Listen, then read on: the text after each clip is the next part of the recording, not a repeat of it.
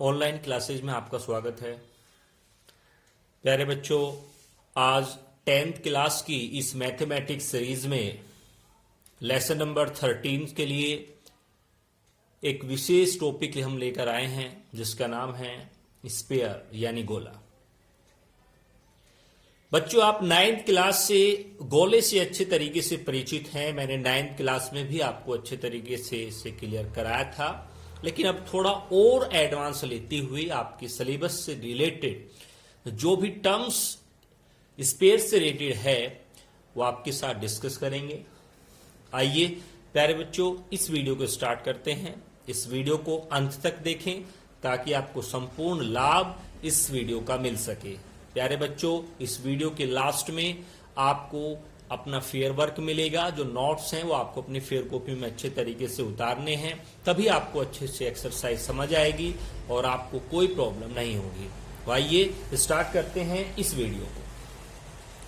बच्चों, आज हम जिस आकृति पर डिस्कस करने वाले हैं वो आकृति है स्फीयर।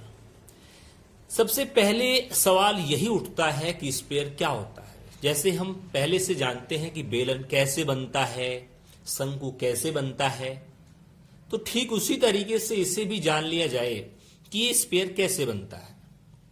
बच्चों, जब हम किसी वर्त को, आप जानते हैं ये वर्त है, और ये वर्त का क्या है, व्यास। अगर ये वर्त का केंद्र है तो फिर ये वर्त का व्यास है। अगर हम किसी वर्त के व्यास को केंद्र मान ले, एक तरीके से स्टॉप कर दें और इस वर्त को इस व्यास के अनुदिश घुमाएं, तो प्यारे बच्चों ये जो आकृति आपको दिखाई दे रही है ये बन जाता है आपका गोला। बच्चों, जैसे गेंद है, एक ऐसी ठोस व गोल आकृति जिसकी सतह पर स्थित प्रत्येक बिंदु एक निश्चित बिंदु से समान दूरी पर स्थित होता है, उसे हम गोला कहते हैं। जैसे गेंद, ठीक वैसे ही जैसे हम पहले इनके वॉल्यूम, इनके कर्व सरफेस एरिया, इनके टोटल सरफेस एरिया निकालते आ रहे हैं, ठीक उसी प्रोसीजर से हम इसके वॉल्यूम, इसका टोटल सरफेस एरिया और इसका कर्व सरफेस एरिया निकालेंगे। सबसे पहले ये बात कर ली जाए बच्चों कि ये जो आकृति आपको दिखाई दे रही है ये कैसी आकृति है। क्या इसमें कोई आधार है? नहीं है। क्या इसमें कोई शीर्ष है? नहीं है। बच्चों, ये हर तरफ से चपटा है, ना इसमें टॉप है ना इसमें बॉटम है। इसका केवल एक ही तल है। तो आइए हम शुरुआत करते हैं इसके वॉल्यूम की। तो सबसे पहले हम लिखेंगे गोले का आयतन। गोले का आयतन क्या होता है? बच्चों, गोले का आयतन होता है 4/3 पाई r3। ये गोले का आयतन होता है। अब हम बात करेंगे गोले का वक्र पृष्ठ क्या होता है। तो बच्चों, गोले का वक्र पृष्ठ क्या होता है और गोले का संपूर्ण पृष्ठ क्या होता है, इसमें बहुत से बच्चों को कंफ्यूजन हो जाता है कि गोले का वक्र पृष्ठ और गोले का संपूर्ण पृष्ठ क्या होता है। तो प्यारे बच्चों, मैं आपको बता दूं कि गोले का वक्र पृष्ठ भी और गोले का संपूर्ण पृष्ठ भी वही होता है। इसका कर्व सरफेस एरिया और इसका लेटरल सरफेस एरिया एक ही होता है। ऐसा क्यों होता है? क्योंकि आप जानते हैं कि अगर किसी आकृति का आपको टोटल सरफेस एरिया निकालना है तो आप उस आकृति के कर्व सरफेस एरिया में टॉप और बॉटम यानी आधार और शीर्ष का क्षेत्रफल जोड़ते हैं, तो तब जाकर के बनता है टोटल सरफेस एरिया। लेकिन प्यारे बच्चों, इसमें कोई आधार और शीर्ष नहीं है, इसलिए इसमें कर्व सरफेस एरिया में आधार और शीर्ष का क्षेत्रफल जुड़ करके टोटल सरफेस एरिया नहीं निकलेगा। इसलिए इसका जो कर्व सरफेस एरिया होता है, जो टोटल सरफेस एरिया होता है, वो दोनों क्या होते हैं? दोनों हो जाते हैं सेम। तो कर्ड सरफेस एरिया गोले का वो भी वक्र पृष्ठ की तरह ही होता है। अब वो होता क्या है आप ये देख लीजिए। तो प्यारे बच्चों, इसके लिए हम थोड़ी एक्टिविटी करके देखें। चलिए प्यारे बच्चों, एक्टिविटी ये है कि हम क्या करते हैं, आप बचपन में लट्टू चलाते थे। अब आप क्या करें, इस लट्टू को आप रस्सी से लपेटिए, लपेटते जा रहे हैं आप इस पे लट्टू पे रस्सी, और ये कंप्लीटली आप इस पे यहां तक रस्सी लपेट देते हैं। अब क्या होता है कि जब आप इस पर रस्सी लपेट देते हैं तो आप इसी त्रिज्या के 4 गोले बनाइए। और बच्चों अब इस रस्सी को इसमें से खोलिए और इस खोली गई रस्सी के द्वारा इन वर्तों को भरने की कोशिश कीजिए। देखिए मैं वर्त भरता जा रहा हूं, लेकिन अभी भी मेरे चारों वर्त पूरे नहीं भरे हैं। उसके बाद मैं चौथे वर्त में जैसे एंट्री करता हूं तो रस्सी हमारी इस चौथे नंबर की सर्कल में खत्म हो जाती है। प्यारे छात्रों, ये रस्सी जो हमने इसके संपूर्ण पृष्ठ पर, इस लट्टू के संपूर्ण पृष्ठ पर, इस गोले के संपूर्ण पृष्ठ पर चढ़ाई थी, उसी रस्सी के द्वारा उसी त्रिज्या के 4 गोले भरे जाते हैं। तो ये बात किस ओर इशारा करती है प्यारे छात्रों? ये बात इस ओर इशारा करती है कि गोले का पृष्ठीय क्षेत्रफल, गोले का पृष्ठीय क्षेत्रफल एक वर्त के क्षेत्रफल का 4 गुना है। एक वर्त का क्षेत्रफल होता है पाई आर स्क्वायर, इसमें लगा देंगे 4, यानी इसका गोले का पृष्ठीय क्षेत्रफल 4 वर्तों के पृष्ठीय क्षेत्रफल के बराबर है। अर्थात इस गोले का वक्र पृष्ठ और इस गोले का संपूर्ण पृष्ठ क्या हो जाता है? 4 पाई आर स्क्वायर। हमने इसके आयतन की बात की, हमने इसके वक्र पृष्ठ की बात की, जो कि इसका संपूर्ण पृष्ठ भी होता है। अब प्यारे बच्चों, इसी के साथ एक अगली आकृति आज इसी में डिस्कस कर लेते हैं, और वो आकृति है आपकी हेमिस्फीयर, जिसे हम क्या कहते हैं, जिसे हम गोला कहते हैं। वो आकृति भी आपके साथ अभी डिस्कस होनी है, अर्धगोला,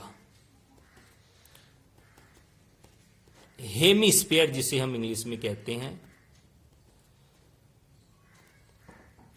क्या होती है ये? तो बच्चों, जब एक गोले को, ये आपके पास एक गोला है, और प्यारे बच्चों इस गोले को आप इसके केंद्र से होते हुए काट दीजिए, तो जो आकृति आपको दिखाई देगी वो आकृति आपको इस तरह की दिखाई देगी। यहां से आपने इसको काट दिया, ये आकृति आपको इस तरह की दिखाई देगी। अब आप इसमें क्या देखते हैं? गोले में कोई फलक नहीं थी, लेकिन एक गोले को काटने पर इसमें 2 पार्ट आपको दिखाई दे रहे हैं। एक गोले को काटने पर इसमें आपको 2 पार्ट प्यारे बच्चों दिखाई दे रहे हैं, और वो 2 पार्ट क्या है? अर्धगोला। प्रति एक को कहा जाता है अर्धगोला, राइट। ये अर्धगोले में इसका आधार आपको दिखाई दे रहा है, और ये है इसका वक्र भाग, इसका वक्र भाग है। इसका आधार एक वर्ताकार है। तो बच्चों, जैसे नाम से ही विदित है कि अर्धगोला के सूत्र गोले के सूत्र के आधे होंगे। तो चलिए हम सबसे पहले निकालते हैं इस अर्धगोले का आयतन। तो बच्चों, अर्धगोले का आयतन पूरे गोले के आयतन का हाफ, यानी 4/3 पाई आर क्यूब को डिवाइड करोगे 2 से, तो आपको मिलेगा 2/3 पाई आर क्यूब। इसीलिए इस अर्धगोले का आयतन 2/3 पाई आर क्यूब हो जाता है। उसके बाद बात करते हैं इसके कर्ड सरफेस एरिया की। तो अर्धगोले का कर्ड सरफेस एरिया, अर्धगोले का कर्ड सरफेस एरिया क्या होता है? तो अर्धगोले का जो कर्ड सरफेस एरिया होता है वो पूरे गोले के कर्ड सरफेस एरिया का हाफ, यानी 4πr² को 2 से डिवाइड कर दीजिए तो आपको मिलेगा 2πr²।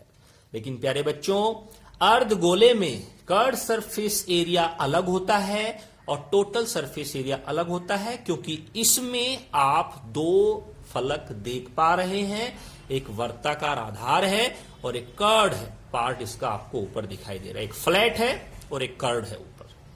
तो इसीलिए इसका CS से हो गया 2πr³। अब आप इसका निकालते हैं टोटल सरफेस एरिया, यानी अर्धगोले का संपूर्ण पृष्ठीय क्षेत्रफल, जिसे हम इंग्लिश में TS से बोलते हैं।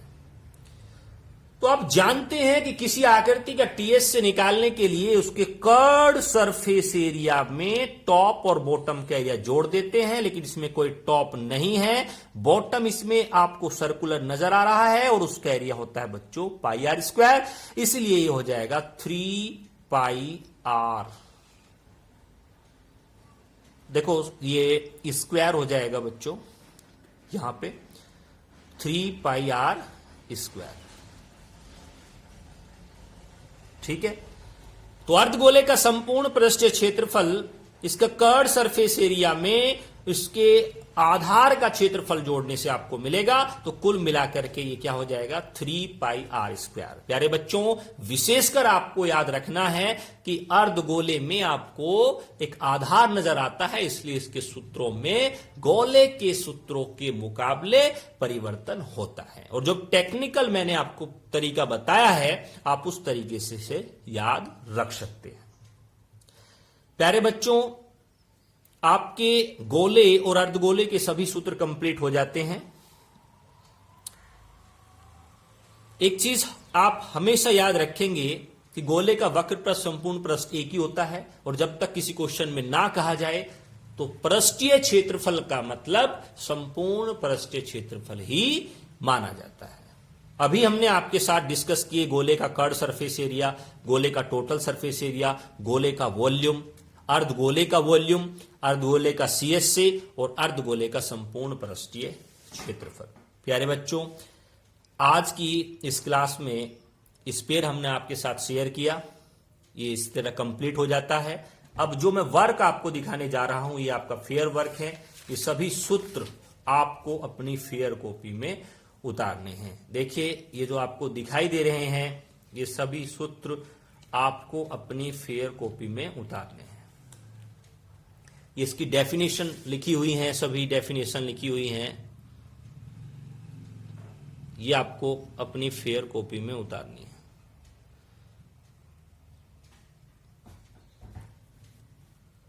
देखिए,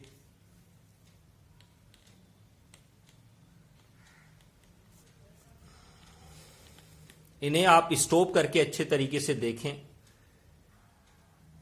ये देखिए,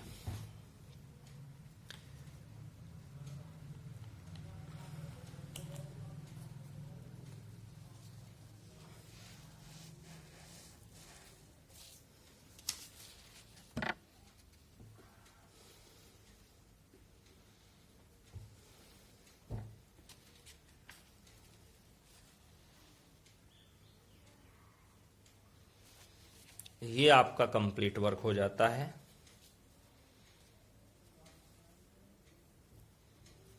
इन्हें आप अपनी फेयर कॉपी में अच्छे तरीके से उतारें।